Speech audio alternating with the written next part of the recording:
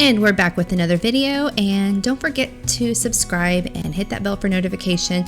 But we're so excited to do this project. We turned this really old dresser into this gorgeous vanity, and we got this dresser from a thrift store, and we wanted to turn it into something unique and repurpose it. So we thought, what a perfect way to turn something old into something new. So let's keep watching, guys. Falling free. Without a care in the world, I want to jump in right here, guys, just to let you know that whenever you're sanding, if you're not sure about what grit to use first, you always want to start out with the highest grit possible. I wanted to start out with a 240 just to see what it would do. I didn't know what color was underneath, and I didn't know what stain I was going to use just yet. So I started out with a 240, and then once I saw the top, I was like, ooh, I kind of like the way this looks. I don't want to touch this. So once I thought, you know, I'm going to go ahead and keep the top, let me go ahead and just remove all of the hardware. I like the wooden hardware that it came with, so I just wanted the originality of the actual piece as much as possible.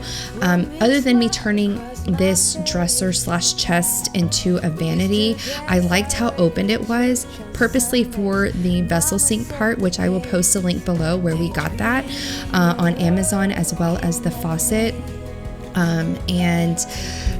Whenever I was taking these hardware off, it just made it to where I was able, it was pretty easy. There was 2 drawers at the bottom. I could take out the backs without having any problems.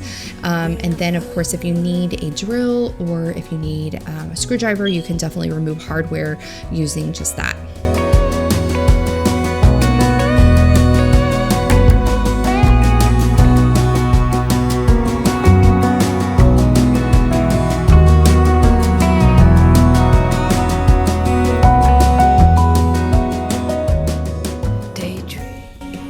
Once I was done sanding off the top, removing the hardware, I went ahead and I started using another 240 grit sanding on an orbital sander just to give the front face the same look as the top. I really like the way the top looked, and I didn't want to take the originality out of the wood. I mean, it was old, it was distressed, it had the dings, it was perfect. I just wanted to keep that look throughout the dresser, and I think that it was the right pop of color that I was going to use during this renovation project, as the pop of color being our blue. So I decided to go ahead and keep the front face of the dressers the natural wood color. So let's keep watching, guys.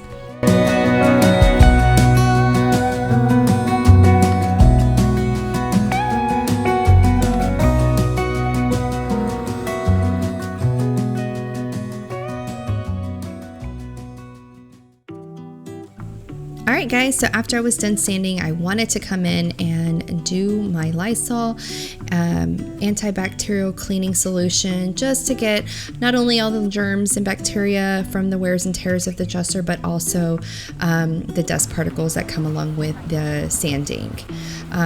Once I was done making the solution, I just started giving it a good wipe down. I was on to cutting.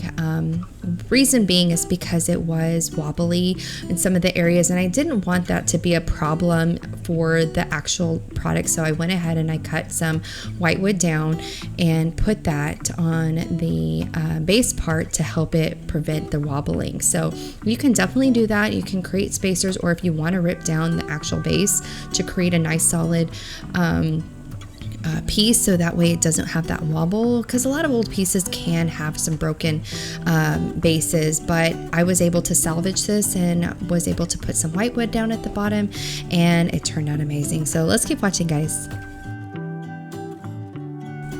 In case you guys are wondering, we do have an air compressor that is in our workshop. We have several, actually. We do have a 26 gallon, which is nice and easy for all of our small projects, just like this one.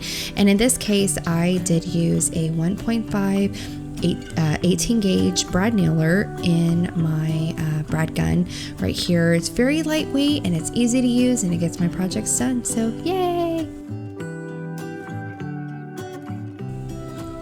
And again, guys, whenever you're using a miter saw, make sure you have some sort of protective covering on your eyes, as well as when you're sanding. Our shop is pretty open and we have a lot of shop fans in the actual workshop, that area that we're working at. But if you don't, it's always good to wear a covered mask over your face so that way you don't get any of those dust particles in your lungs, and for safety reasons, it's always good. Now, they don't have goggles that have like a very bougie type of look, so I always wear my sunglasses. So if you always see me in my videos wearing sunglasses, don't judge. I absolutely love them and they keep my eyes protected.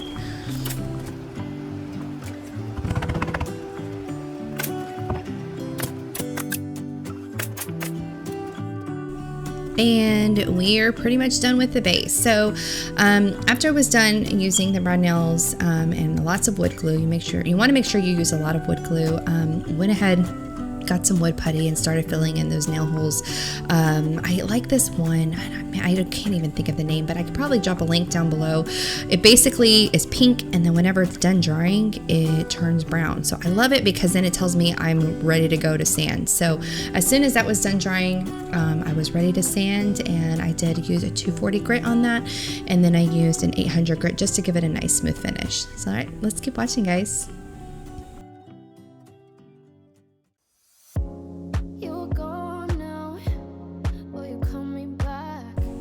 So I started painting this color blue. It's called Motor City Blue by Valspar, and I absolutely love it. We used it in the renovation project for the kitchen island, for the faux wall fireplace up on the top in the renovation house that we did.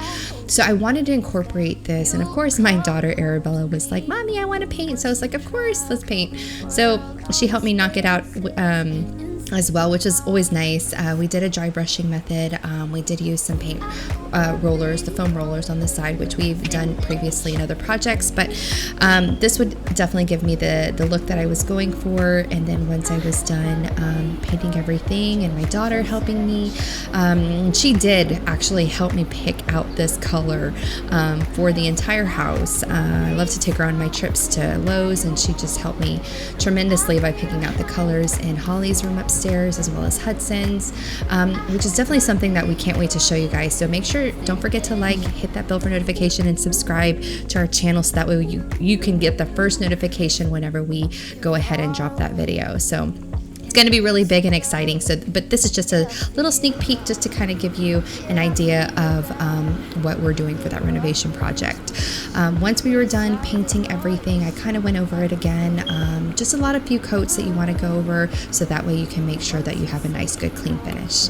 And we're almost done.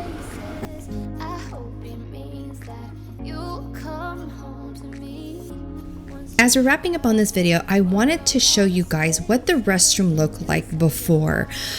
I mean, you could see that it needed the help. It needed a lot of TLC. It was very outdated. New vanity and a new mirror, new toilet, new tile. It just needed a whole new look. And that is exactly what I do. I get old pieces and turn them into something new. Just like this restroom vanity that Megan decided to do for her bathroom. Something solid wood, something you're not going to get in your big box stores. And it's perfect for this space. I want to thank you again, guys, so much for tuning into our channel, for liking and subscribing. It means so much to our family, and I cannot wait to show you what the family's reaction was after we renovated this project and this vanity. Y'all remember the restroom? Wow. Oh my god, that is amazing. Move the shower curtains, let's see the bag. Look, I love that. I love everything. Oh my gosh. It is like unreal. We still have to do a little bit of touching up, but yeah. So what do you have to eat?